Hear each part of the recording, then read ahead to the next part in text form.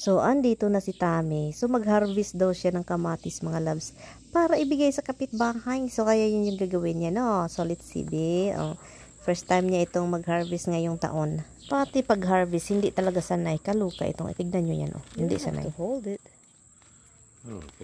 No, very, very, very, how do you call this? Very easy.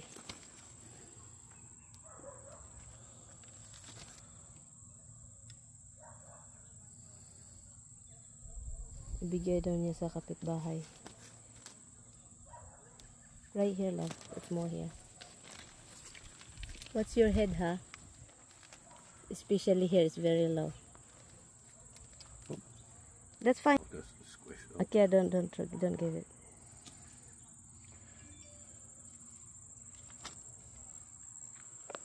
See, better if I hold the branch. Then that don't happen.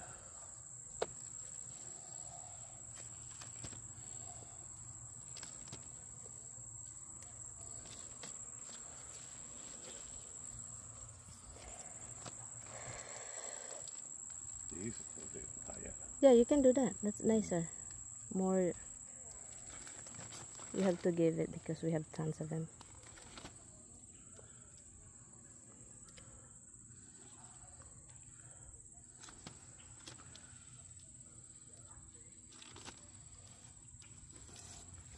What's the head over here, huh? Look. Look. These are like grapes. Yeah, it looks very pretty, right? It would be nice if they were grapes. It's very pretty, right? Yeah. That's why I like, it's a grape tomato, honey. That's why it's grapes. We call it grapes. That's already. It's nice, right? Oh, take those things. Take that. Not really ready. Yes, it is. It's nicer to eat that. It's more like crunchy. Fine. Don't do so much. Well, you're very tall, honey. Like me, I don't even have to bend. Right here. Where you're facing? More here. You're facing already. Oh, on this side.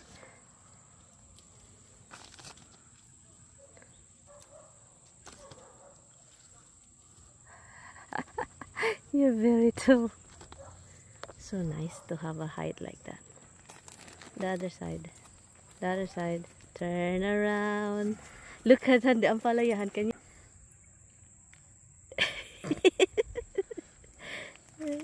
You want me to pull that one too, is what you're saying? You can do that later. You don't know how to cut it. No. So.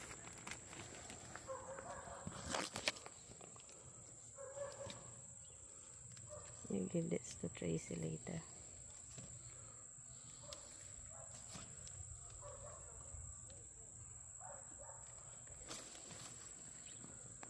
That's it. That's it? Watch, yeah. Look at my squash over there, love. Look, in the fence. The fence. Fence. Where's the fence? And you don't know which fence. Oh, over there. Yeah. What's your head? Yeah. Oh, wait. Where's this one?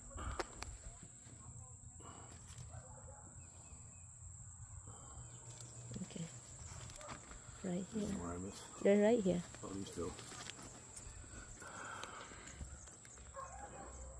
There's another one. Yeah.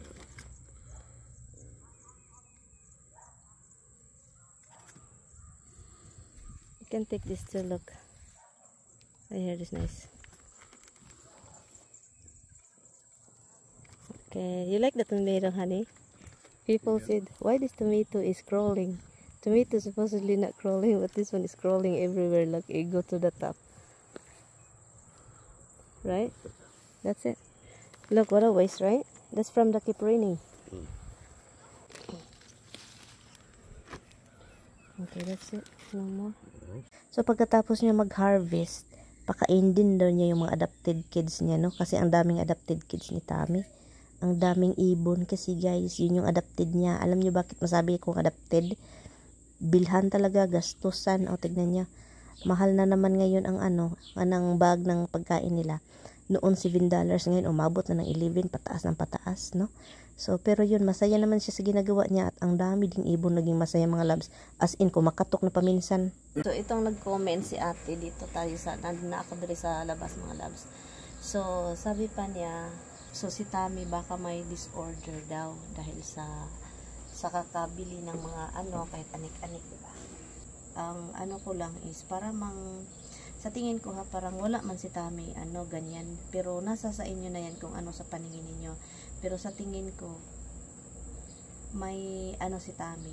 Hindi siya disorder. Parang comfort para sa kanya na magkulik. Pero hindi naman to the point na naging luko-luko na si Mister. Dahil sa mga ganyang bagay na gusto niyang magkulik ng pagkain. Kahit noon pa, ganyan na daw siya. Or katong nag-meet kami, ganyan na siya.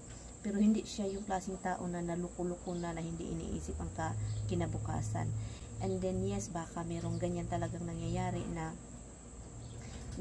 yung mga afam na mga asawa, pag mamatay na, sabi mo nga, 'di ba?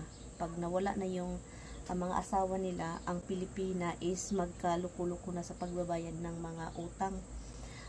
Sabi ko na nga, depende yan sa tao. Kasi yung asawa ko is ibang-iba. Kilala ko itong asawa ko, alam ng galawan ng mga bayaran, alam ng galawan kung anong utang, kung anong bayaran, ganon. So ang iba namang Pinay kasi hindi din alam kung parang wala silang right sa ang iba, na hindi nila alam kung anong ganap, utang lang ng utang, bili ng bili, and din hindi binabayaran monthly. Paalala, I think itong message niya na paalala na magdahan-dahan or magbantay-bantay. Pero sa tingin ko kasi itong si Tammy hindi. Kasi ito alam ko, parehas kami, meron siyang credit card, meron din akong credit card. So, connection yan. At may limita yan. So, ito kasi yan, kapag hindi mo siya binabayaran full, the end of the month, sa amin end of the month, pag hindi mo siya binabayaran full, may interest, diba? Malaki interest pa, siya. So, kasi kami ni Mister, one time or twice lang namin nangyari na binabayaran namin half. Yung sobrang laki na talaga, mostly Christmas, yung talagang grabe yung gasto niya.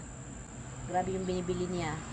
Itong si Tammy is siya, ayaw niya yung credit card na hindi niya binabayaran ng buo. So, every month, buo talaga. So, wala kaming yung natanggong na utang ko sa Bisaya pa, wala kaming utang na parang natanggong siya, and then may interest pag ganon, and then yung minimum amount lang yung binabayaran kasi may mga ganyan man, di ba? Ang utang mo is 5,000, ang minimum bayaran mo is ganito, ganyan, and then ang interest, guys, kapag hindi mo bayaran fully, pataas na pataas yung utang mo. So kaya yun, si Tammy hindi siya ganyan. So, yun yung nakakaano kay Tammy. Kahit ganyan yan siya na tao, nag-isip siya, at hindi siya yung taong pabaya, hindi siya yung taong hindi iniisip yung kinabukasan, at palagi niyang iniisip yung ako. Kasi alam nyo na, ang edad magkaiba. Kasi baka na, nakita mo sa ibang mga kababayan natin dyan kung asan ka man, na yung ibang afam is, mayroong ganyan na sobrang hirap pag mawala na yung afam nila. Ang hirap kasi hindi man lang iniisip ng kalagayan kung anong mangyayari sa kanya, anong mangyayari ng asawa nila. Yun, hindi nila iniisip nyo. So kaya ganyan. Pero sa akin naman, sa amin ni Mister, iba din yung namin.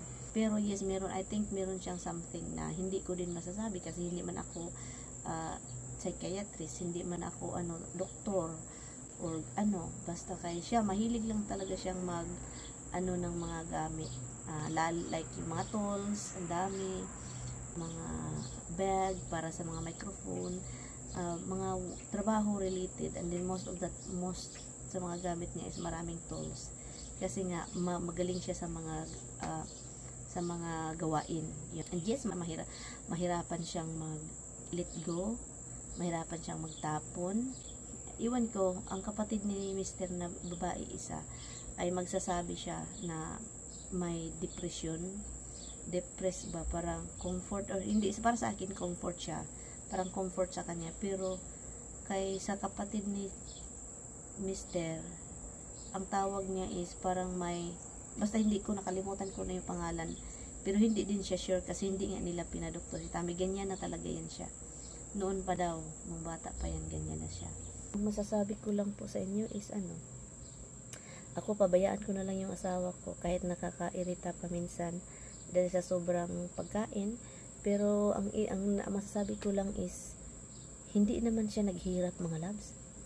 As in, hindi siya naghirap, trabaho siya ng trabaho, pinagtrabahoan niya yun, and then hindi din ako niya pinabayaan. So yun, yung parang hindi naman siya yung parang grocery kasi may mga hoarder na may mga tataong ganyan pero talagang naghirap, yung parang nagsalig lang sila sa kanilang social security, ganun. Kahit sobrang liit ng social security, gasto na gasto pa rin sila kasi nga hindi nila mapipigilan yung gusto nilang gawin, like pagka-hoarder, bibili ng mga si Mr. naman is alam ko talagang kabalo, marunong siya mag-control ba